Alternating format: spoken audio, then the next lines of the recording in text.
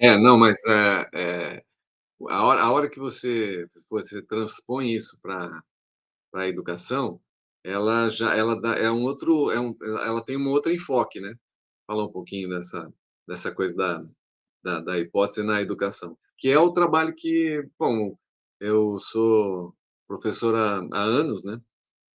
Em verdade na verdade eu acabei descobrindo que, ser professor é algo é algo muito mais próximo à contação de história do que qualquer outra coisa. As pessoas falam: "Ah, não, mas contação de história, isso é coisa", não, não, como não é só uma estratégia de aprendizagem, ela é verdadeiramente o processo do ensinar, porque, ao meu ver, a gente nunca ensina, a gente conta como aprendeu, é diferente. Porque você não ensina algo que você não aprendeu, né, ou se você tentar fazer isso, né, não tem como. Então, naturalmente, o que a gente faz é contar como a gente aprendeu, como a gente dialoga com aquilo, como que aquele conteúdo, como aquele conceito, como aquele momento histórico, como é que você interpreta aquilo. E você acaba, lógico, né, delineado, né, pelos limites do próprio conteúdo, você acaba, transmitindo, você acaba falando sobre como você entende aquilo. Então, no fundo, é uma contação de história, né, como você interpreta aquilo, é uma narrativa, da forma como aquilo tocou você, da forma como aquilo aprendeu. Por isso que a gente eu não eu a o ensinar é muito pesado para mim, eu acho que a gente traz muito mais para contar como aprendeu, fica mais fácil, porque você traz para um mundo que para o estudante, ele cria um vínculo contigo, porque naquele momento ele também está aprendendo. E é o que ele está e a importância naquele momento, quando você fala da contação de história, quando você fala que está contando como você aprendeu, você cria vínculos de não ser superior, que sabe aquilo tudo, né, tá num pedestal, como antigamente era, como as coisas eram. Não, é como compartilhar com a pessoa: "Olha, esse é o caminho que eu fiz, mas o caminho que você vai fazer pode ser completamente diferente daquilo lá". E é esse que é o lance de estimular a autonomia do estudante. É criar o gosto do aprender, é somente quando alguém se posiciona como aprendiz. E aí é que entra a hipótese, porque, a hipótese da disponibilidade relacional, como eu já tinha comentado aqui, é uma hipótese dentro da física, mas trata da forma como a gente vê a natureza da matéria, ou seja, não tem essência. Se não tem essência, ela é a base dela é a educação, então o indivíduo em si, ele não existe. É uma palavra, é complicado falar sobre isso, né, sobre a existência do indivíduo. Isso pode cair em vários lugares, mas o que eu estou querendo dizer, o recorte que eu estou querendo dizer sobre ele não existir, é que nós somos seres relacionais.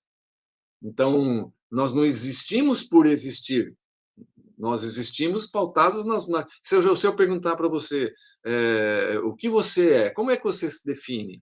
Então a gente se define, olha, eu sou, você pode colocar qualidades, mas todas as qualidades são relacionais. Tudo aquilo que você puder descrever de você está em relação a alguém. Não existe um lugar ou fala assim: "Não, ali eu sou só eu". Não, mesmo num lugar, mesmo sozinho, você está estabelecendo relações com objetos. Aqueles objetos agem, eles dão significado, eles se reinterpretam a sua situação. Um celular, uma televisão muda a sua ação.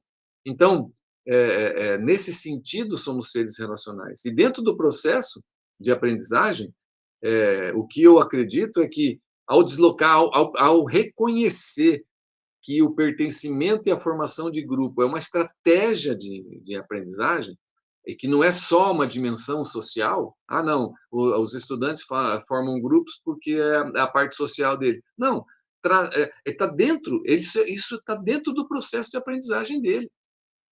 E a hora que você traz, que você faz uma formação pedagógica, que você discute isso, ninguém está tentando ensinar nada, como eu mesmo já disse, né, só uma contação de história. É, quando você traz ao diálogo com outros professores e a gente começa a aprender que a dimensão social pode estar dentro da dimensão escolar, e isso é coerente desde que responsavelmente orientada, e aí que entra a necessidade da formação e da capacitação de professores, nesse sentido, dentro das licenciaturas também, claro, óbvio, né, tem que ter, é que você elege o estudante e entende o estudante verdadeiramente incluído. Porque uma coisa que eu sempre encanei com isso, o construtivismo de uma forma geral, ou a inclusão pedagógica descrita de forma até freiriana, enfim, essa coisa de você incluir o estudante, as pessoas talvez, eu mesmo já interpretei de forma errada. Não, eu tenho que olhar como indivíduo, eu tenho que olhar ele especialmente. Mas quando você fala que, não, eu vou olhar aquele estudante especialmente, o que você está fazendo é excluindo da sala de aula. A pessoa, mas como? Se eu estou. Não, se eu estou olhando como é que ele está sendo em casa, como é que é a relação dele com os pais, como é que ele é inserido na comunidade onde ele está, como é que é as suas convicções, sua rede de moral, sua rede ética. Quando eu faço essa ponte, e isso deve ser feito, eu não estou dizendo que não, eu excluo do lugar onde ele está, que é a sala de aula. Sacou? Então, nesse momento é que eu acho que é importante que, uma vez que a relação esteja disponível e eu existo como professor, necessariamente o estudante deve existir como estudante. E essa é a função dentro da sala de aula. Tudo mais não importa. Porque se a gente olhar para a dimensão da família, você vai estar olhando ele como um filho, e você não é pai dele, nem mãe, nem responsável. Quando você olha para a dimensão social, da forma como ele está interagindo, com quem ele está andando, você está olhando como um amigo, você não é amigo dele, nem amiga dele. Então, nesse momento, o que está acontecendo é que todas essas coisas, tudo isso que está acontecendo, que você está levando para o individual, de uma forma interpretativa, você está tirando o estudante da função de estudante. E se o estudante não está mais na função de estudante, você não é mais professor. Porque o professor só existe, diante da hipótese, se existir um estudante. Então, a relação em sala de aula, ela passa a ser um pouco mais objetiva, um pouco mais simples. E quando é que você vai ter um estudante para que você seja professor? Quando você se apropriar do fato de que não ensina, de que você conta como aprendeu, porque aí você chega no nível do estudante a ponto dele criar algum tipo de vínculo. Porque aí, naquele momento, o grupo que ele está tentando pertencer, que são os grupos dos amigos da sala, tem todos aqueles aspectos que a gente já conhece, de repente, pode ter um momento onde ele olhe para você como professor e veja, e entenda, e queira criar um grupo, e queira formar um sistema contigo. Naquele momento, estabelece-se, aí tem a disponibilidade disso acontecer, e naquele momento se atualiza o professor e o estudante. Tudo mais ali, então, a partir dali, vira ferramenta pedagógica. Mas percebe que é uma forma de ver diferente? Não, não é óbvio que isso. Mas você já experimentou? Sim, muitas vezes. Até mesmo muito antes da hipótese, porque como é que você estabelece como você cria um ambiente para isso? Você estimula de várias formas. Abordagem histórico-filosófica. O que você está trazendo para ele? Você está criando um ambiente onde ele possa ser inserido, mas você continua estando num lugar, se achando que ali é professor, sem mesmo ter um estudante. Não, não é possível. Daí cria o conflito. Porque se você não está no seu lugar como professor, o estudante não precisa estar no lugar, aliás, não está no lugar como estudante. Ao se colocar como professor, ou como se colocar disponível, porque só vai acontecer você ser o professor quando ele for estudante. Isso tem que estar acontecendo a partir da relação disponível. Aí, ok, aí tudo bem.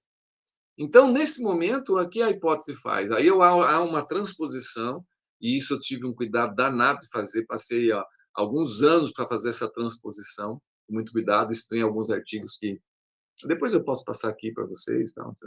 Mas eu fiz com muito cuidado essa transposição, e hoje eu me sinto um pouco mais maduro dentro da própria hipótese para dialogar e trazer isso dentro das capacitações pedagógicas, dentro de formação de professores, tal, para dialogar, para criar uma reflexão, para dialogar com os professores, porque, obviamente, é só uma estratégia, isso seria muito legal se tivesse mais gente envolvida nesse processo. A ideia é exatamente essa. Acho, não sei